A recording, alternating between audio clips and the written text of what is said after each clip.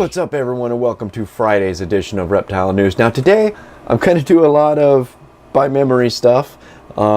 That sounded weird, but anyway, let's just jump right into it, and we're going to talk about emotional support animals out in the public, on planes, on buses, in stores, or whatever. And what really spurred this was I saw an article talking about this, and I'll link it down below. And I'm really, to be honest with you, I'm on the fence about the whole emotional support animal topic. I don't quite, I'll be the first to admit I don't quite understand it completely. I understand how, well, we'll take the reptile community, for example. I understand how when you guys, myself included, you're working with your snakes or your lizards or your turtles or whatever you do, I understand that you find a certain amount of peace in that. But what the part that I have trouble understanding is why you have to take those out into public and force them on other people to have that peace. And I don't require them myself, so maybe that's partly why I don't understand it. And maybe, some people might even argue that I don't have a right to talk about it because I don't have that issue myself. But this came up,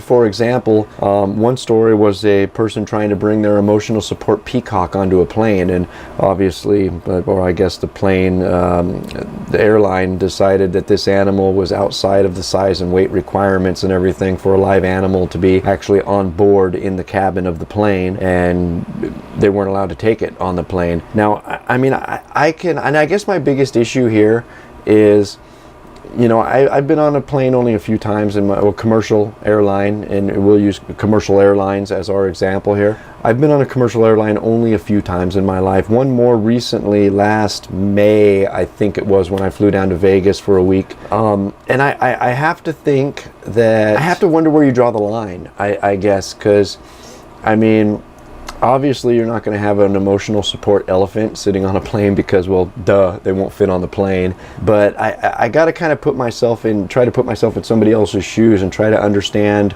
how anybody would feel if somebody had, for example, an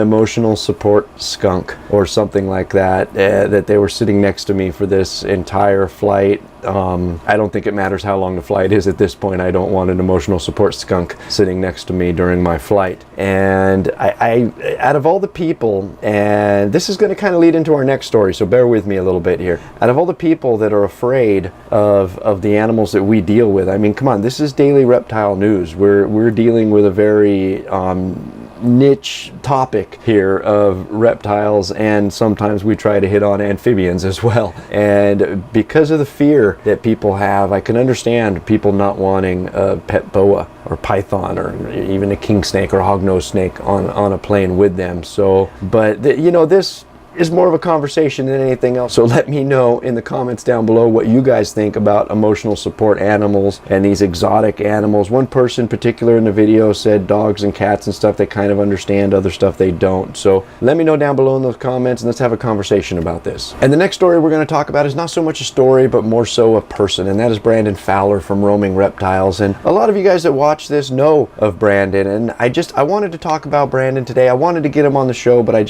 we couldn't organize it in such a short period of time. But a few things I wanted to say. Well, now first of all, if you don't know who Brandon is an educator. Brandon owns Roaming Reptiles. They go around to classrooms and libraries and assemblies and birthday parties and all that stuff, and they bring very healthy, well-rounded, adjusted reptiles, and they educate people. And Brandon, I gotta be honest with you, is one of my heroes. He really is. He, in everything that we have faced through the years and the hundreds of thousands of hours that we've talked about just about every problem the community in the world is facing, he's never swayed from what he loves to do. And his attitude that comes off to me more often than not is, it is what it is, let it go and move on. And I really respect Brandon for that, and I really wanted to bring him up on today's show because he's doing some amazing things. He's educating people, and he's just really spreading the good word about reptiles, spiders,